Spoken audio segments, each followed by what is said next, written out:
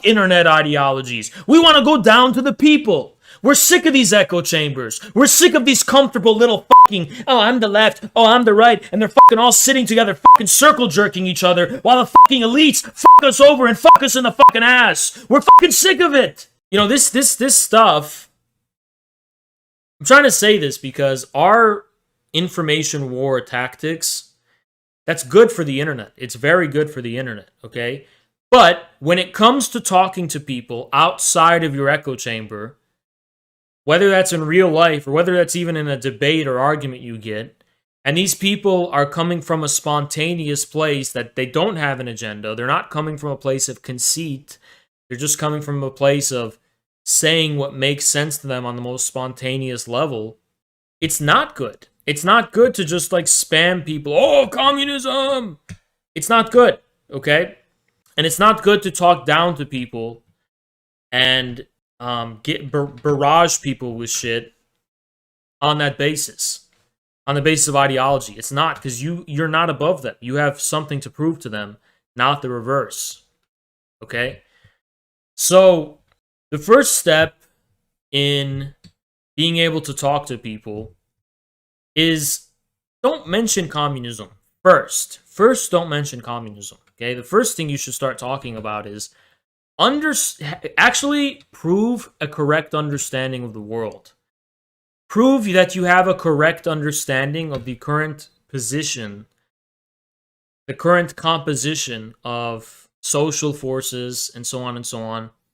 And when I say prove that, I don't mean like telling people, oh, this is my class analysis. No, when you're talking to people from the working class, you're talking to ordinary people, have a better analysis than the other guy, right? Have a better analysis than Alex Jones. Say, for example, what they're trying to do with the Great Reset and with Karl Schwab, and explain it that way, okay? Don't mention class. Don't mention any Marxist vocabulary. Don't mention any of that shit, because there's no need to, okay?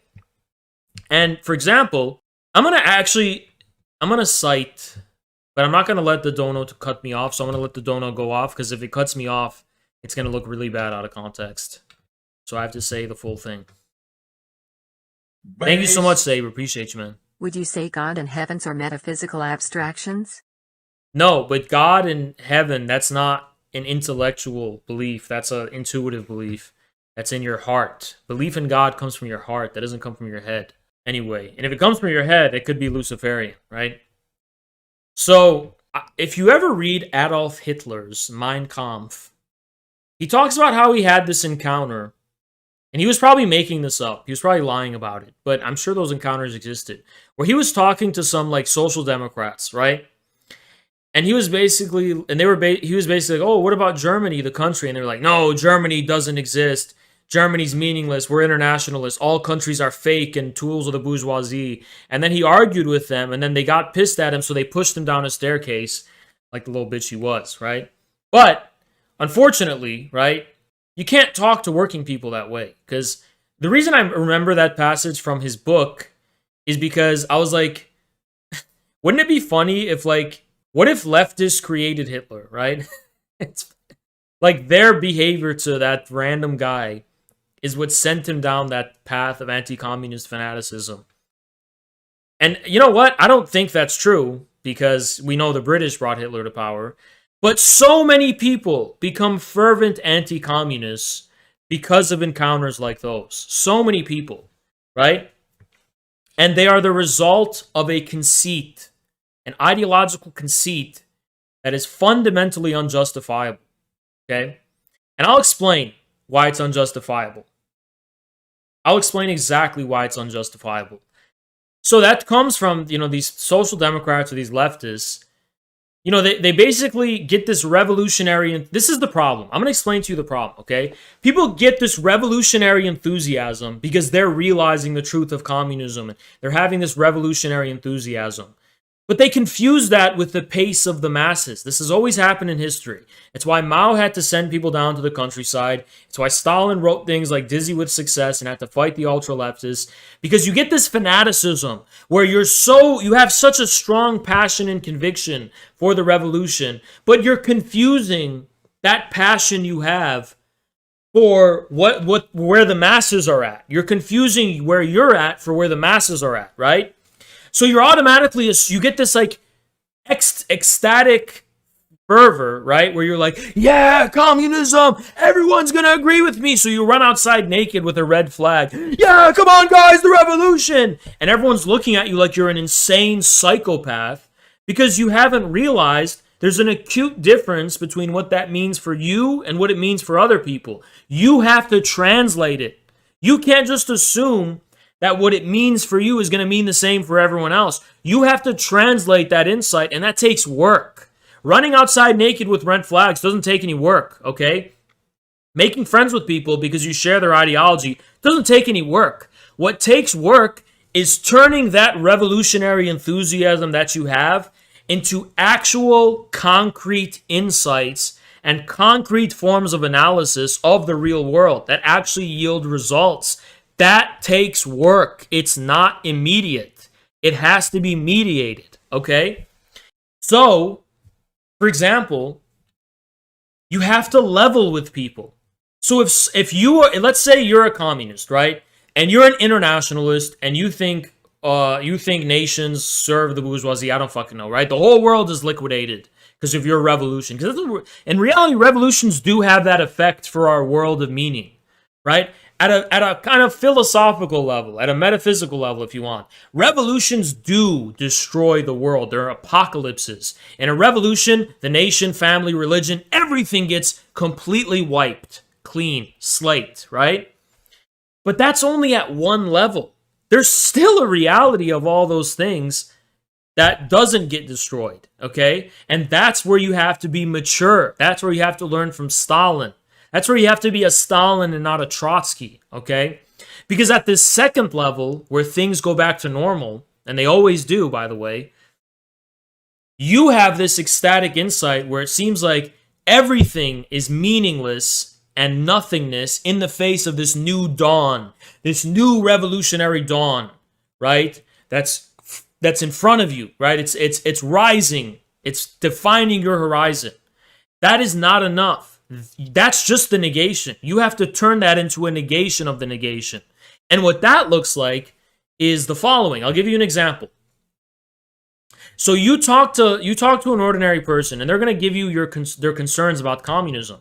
Hey, the communists, they want to take away our private property. The communists, they want to destroy our country. They want to destroy our nation. They want to destroy our religions and families. So, the ideologists and the ultra-leftists, they're going to push that guy down the stairs. And why are they going to push that guy down the stairs? Because they're so full of revolutionary enthusiasm that they see that guy and they're like, oh, you're just getting in the way of the revolution. You're like a fucking pussy. You're a soy. Soy. You're going to push them down the stairs because they're getting in the way of the revolution, right? The revolution is one singular, merciless, uncompromising event. And they're going to see this person voicing their concerns as someone trying to get in the way of the revolution. And the way that they're thinking about it is, okay, if I don't push this guy down the stairs, or if I don't start dismissing this guy or getting angry at him or fighting him verbally, then what that basically means is that I'm going to compromise my belief in the revolution, and I'm going to compromise my revolutionary enthusiasm. And rightfully, I guess, people don't want to compromise their revolutionary enthusiasm. They don't want to be like soy or whatever. Naturally, everyone wants to be based. And it's soy and cringe to have to compromise your revolutionary enthusiasm just to meet halfway with someone who doesn't share your ideology. It feels better to just push them down the stairs and mow them down. But when you're doing that, you're not defending your revolutionary enthusiasm. Rather, you're making a fatally wrong assumption that the actual reality of your revolutionary enthusiasm is the same thing as what it immediately appears to you as, which is just negation and destruction. The real consequences of the revolution are never negation and destruction for its own sake. Rather, it appears as this negation and destruction, and it results in something positive. It results in a new positive reality. That's what happened in the Soviet Union, in China, yada, yada, yada, with every Marxist-Leninist experience in history, okay? So I'll explain how you should better talk to someone voicing their concerns and their anti-communism. This is how you should actually talk to them. Now, 1 second, Jackson's telling me to check my texts. But anyway, I'll explain how you should. Now, this is what's important. Now, this is going to make so much dialectical sense. Now, someone is saying something like, oh, I'm afraid the communists are going to do, that this is communism, and I'm against that, right? Instead of seeing people's attachment, their human attachment to family, religion, and the nation as some opportunistic defense of the status quo, you have to be human. It's not. People are human beings. Not everyone's a bourgeois ideologist opportunist, okay? I get it. There's bourgeois ideologists and Philistine whatever politicians who do use those things in an opportunistic way. But when you're talking to ordinary people on a spontaneous level, they're not motivated by some opportunistic agenda when they say those things. They're speaking from their heart as human beings. So if they're speaking from their heart as human beings, you have to don't think it as like you're manipulating them. Be a fucking human being. Don't you have parents? Don't you love your parents and love your family? Don't you love your country? Wouldn't you be scared of having your property just taken away and shit? These are legitimate human concerns. So the first thing you have to do is level with people. Understand where they're coming from, because even you're not above it. If you're a human being, you're not above those concerns. We're all fucking human. It would be fucking scary, right? If, oh, this totalitarian government's going to destroy our families, destroy religion, and close down all the churches and take away our property. That does fucking sound scary, right? So just be honest with yourself, first and foremost. When you talk to people who are anti-communists, be honest with yourself, first and foremost, because at least immediately they're coming from somewhere that's genuinely legitimate, okay? So just be honest about that fact. So, beginning from there, just by being honest, what you then have to do is then go to the following. Say something like this. And this comes from a deep level of introspection about your own motivations, right? And your own understanding and perception of Marxist-Leninism. This is the sage path. Say this. You're right, and this comes from the Communist Manifesto, you're right, but say, that's what's happening right now under capitalism. Right now, they're coming for our families. Right now, they're coming for all of our private property. Right now, the globalists are trying to destroy our nations. We communists aren't trying to do that. That's what they're trying to do right now. All we communists are trying to do is challenge the people who are forwarding that agenda in the most effective way possible.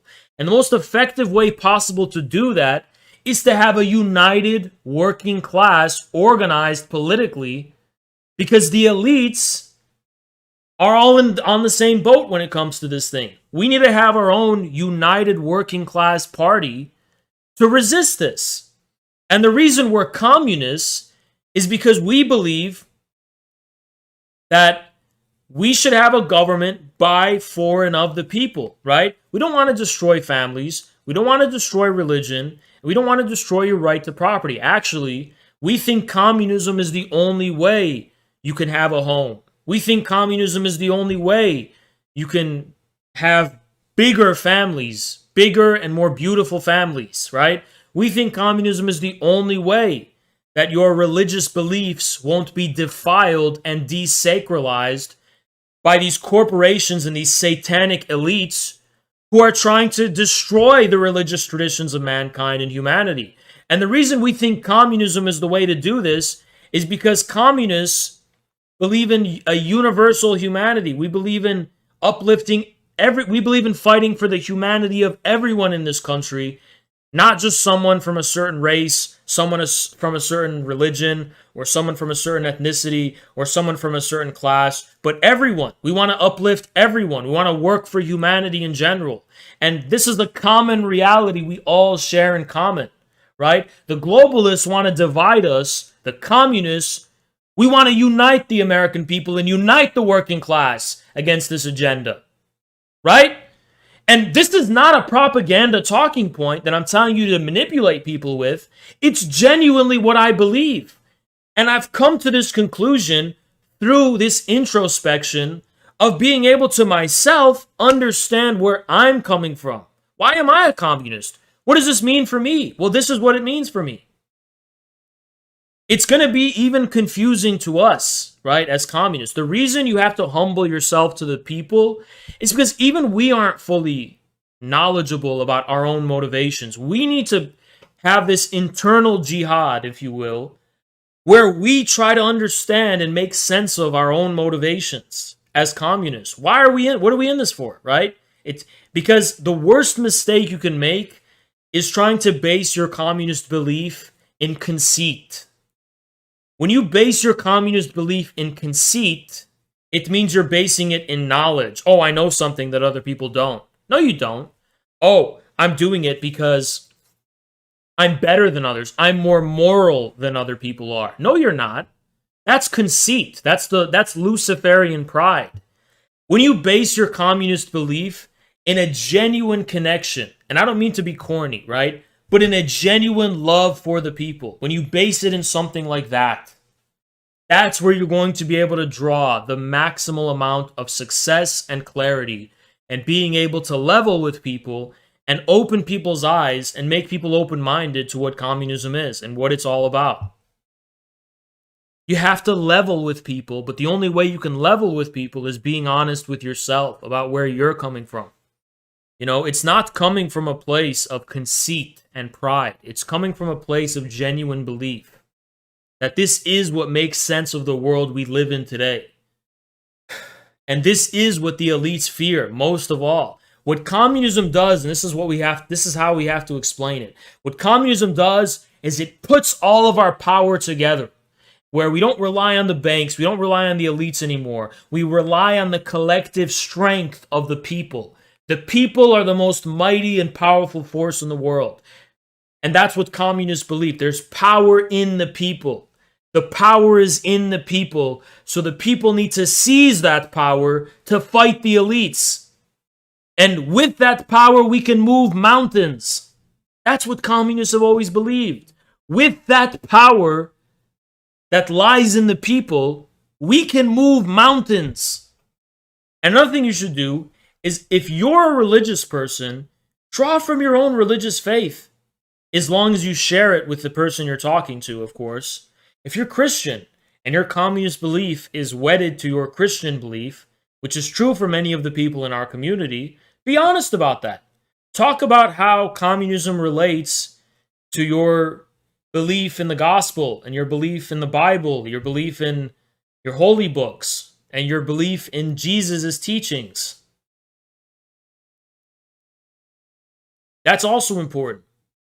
And again, the most important rule is don't lie. Be honest. Be honest with people.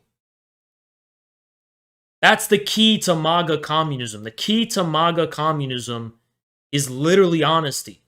It's not a manipulative strategy to deceive people. It's literally honesty. But the reason it's so anachronistic, the reason it seems like, oh, it's this contradiction we're pushing, is because I'm going to explain the meaning of the MAGA communist meme, because it's a powerful meme, and it goes over a lot of people's head. The MAGA communism meme is our way of signaling that we want to go down to the people. We want to turn our back on the left, and we're fully in. We're fully in with the people. Wherever the people go, we're going to be there with them. Even if we disagree with Trump, even if we don't agree with Trump, if Trump's going to screw over the whole working class, we're going to be with the working class. We're never going to turn our backs on the working class. Our loyalty is with the working class. We're turning our backs on the left, and we're turning our backs on their fake veneer of ideological purity, and we're going all in, down to the people, risking our beliefs and risking our ideology for the sake of truth. And that is what I think is revolutionary. That's what I think is really revolutionary. That's what the MAGA communism meme really does mean. It really is about love for the working class and love for the people and hatred for the enemies of the people and hatred for the enemies of the working class. That's the meaning of the MAGA communism meme. That's where it's fucking coming from. What we're really trying to say is that we don't care that this is contradictory. for internet ideologies, because fuck internet ideologies. We want to go down to the people. We're sick of these echo chambers. We're sick of these comfortable little fucking, oh, I'm the left, oh, I'm the right, and they're fucking all sitting together, fucking circle jerking each other, while the fucking elites fuck us over and fuck us in the fucking ass. We're fucking sick of it. We're sick of these fucking ideologically consistent echo chambers. We're sick of it. That's the fucking meaning of the MAGA communism meme. That's what it fucking means. It means we're fucking sick of your little fucking ideological bubbles and your little fucking echo chambers. That's the whole fucking point of it. Don't assume that MAGA communism is like some new pure ideology. It's not a fucking ideology. It's a gesture. It's a fucking statement. That's what fucking MAGA communism means. It's a statement. It's a statement that we're sick of these fucking extreme ideologists and these fucking bubbles and these echo chambers of people just fucking jerking themselves off. We want to go down to the people. We want to risk ourselves and risk our dogmas and risk our premises and risk our beliefs by going down to the people. And we believe in the people. We believe there can be a unity. And that's the whole purport of Marxism. The whole purport of Marxism is that heaven on one hand and earth on the other can be united. And yes, that's a miracle that is possible. Miracles are real. Even if it's never seemingly been done before in recent memory, it's possible, and yes, it's been done before. It has been done before. That's what the unity of the workers and the peasants meant. That's what going down to the countryside meant for Mao. It has been done before. We do believe that in the mightiest striving of our moral and intellectual aspirations lies at the end of the tunnel the humble and sincere being of the people in all their simplicity and all their normalcy, in all their supposed naivety and all their innocence. The conclusion of the conclusion of the highest striving of the moral will and of the intellect lies in the naive and innocent reality of the working people. Heaven and earth are united. It's not an accident. These two realities share a common reality. They share one human reality, one universal humanity. The mightiest accomplishment and the mightiest conclusion and achievement and insight produced by humanity, the most brilliant insight produced by the most brilliant mind of the human race, is connected to the lowest, street sweep, street cleaner on the fucking ground. Those two realities come from the same beating human heart and the same human soul. It's one human reality, just one. Just one human reality. Just one. But you have to have faith, not conceit, not arrogance. You have to have the faith that this can be proven. And that takes risk. If you have conceit, you're showing you don't have any faith. If you're willing to risk your ideology and genuinely go down and create contact with the people, right? That's how you get the whole thing going. So I need you guys to understand that MAGA communism is just the beginning. MAGA communism is nothing if you're not actively talking to your friends, your family, your co-workers, and the people around you from the working class. And creating a dialogue and creating some common ground. And that's how we're going to define this movement.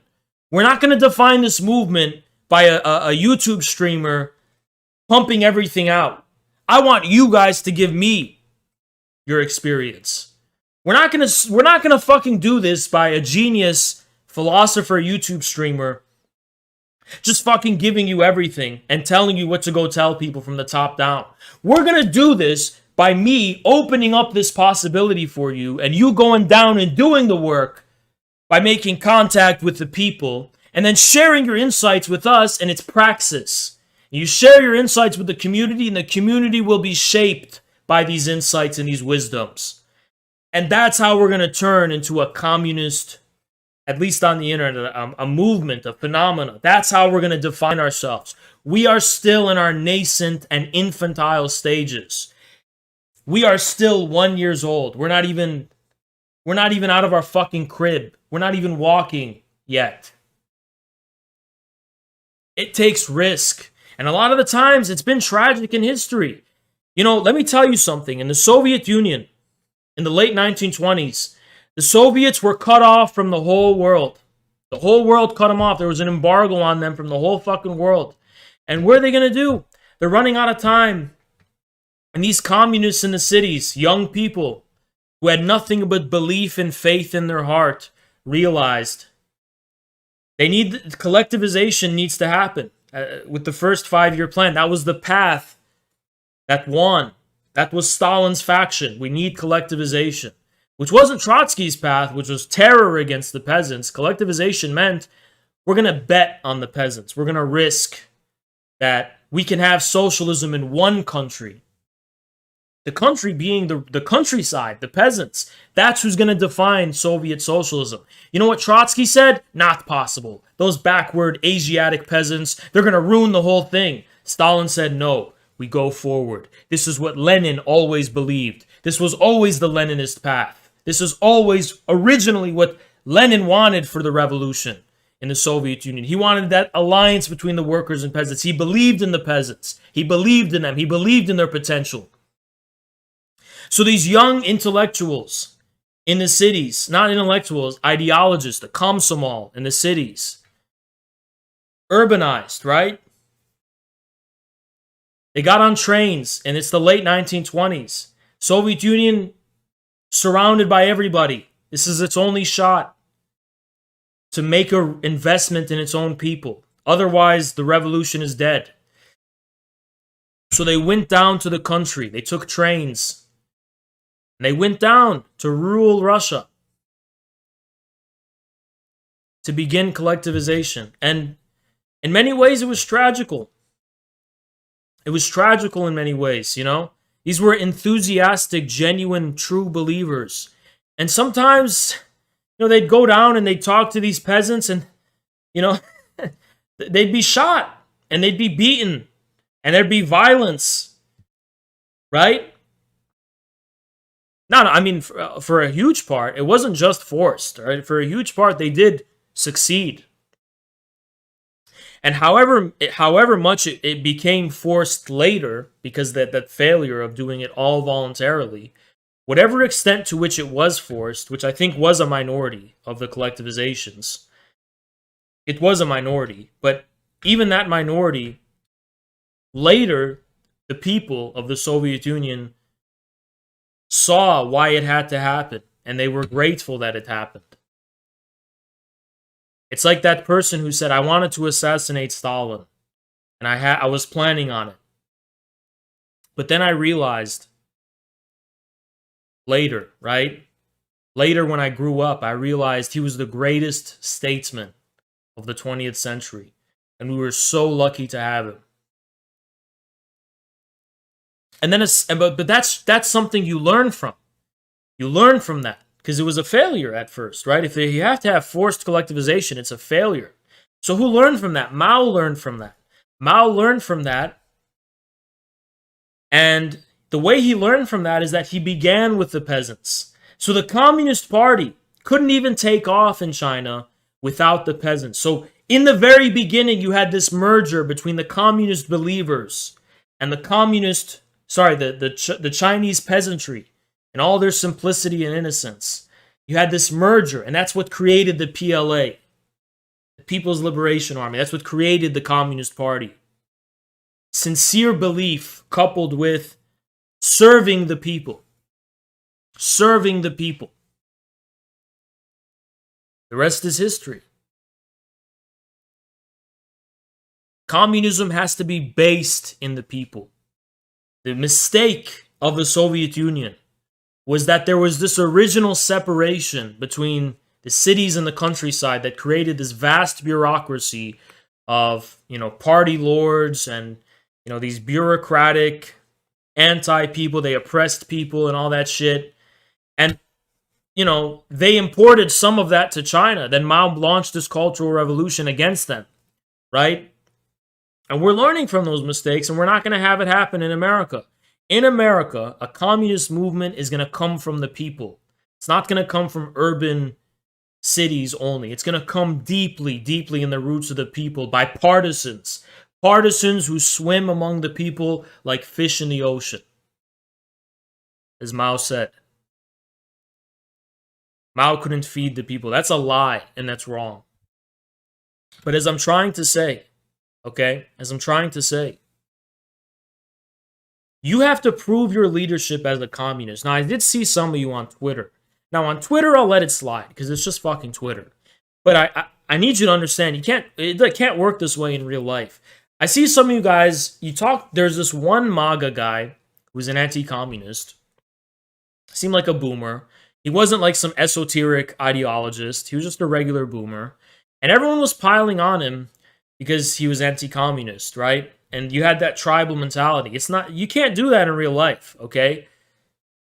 You are the one with something to prove. And the best way to combat anti-communism isn't just talking to people in the right way, because that's only going to get you so far. Talking to people is only going to get you so far. What you need to do is learn from what Mao said. Serve the people. If you want to be a communist, you need to be a leader, and you have to prove your leadership. You need to help people. You need to serve the people. You need to run for office. You need to give voice and expression to their concrete needs and concrete concerns. You raise hell at your local city council on their behalf. Serve the people. Become a crusader for the people. If people are getting evicted, if people are being unjustly treated, you have to raise every minute injustice in your local communities. And I don't mean that in the SJW way. I mean, people being unfairly treated, they're being evicted by banks, or this or that is happening. Someone's unfairly arrested, those kinds of things. Raise all of those issues to the status of concern and universal concern. As Lenin said, right? Fight for democracy in whatever the exact quote is. That's what it means. In your local community, become a vigilante, become a crusader for your people. And I mean that in the political sense. Right? Run for office. Fight for the people in your community. Be a voice for the voiceless. Yeah, foreclosures. Be a voice for the voiceless. And it doesn't mean doing what leftists do, which is being a crusader for the anti-social marginal elements of your community, but for the great majority of your community, the working majority of your community. And once you become a leader for your people, then you're going to start making progress as far as changing people's perceptions about communism is concerned. Step one is knowing how to talk to people. But the most important step, and the only step that's going to get you anywhere in the long term, is serving the people. Do things for your people in your local community. Do things for them. Serve the people. Be a leader for your people.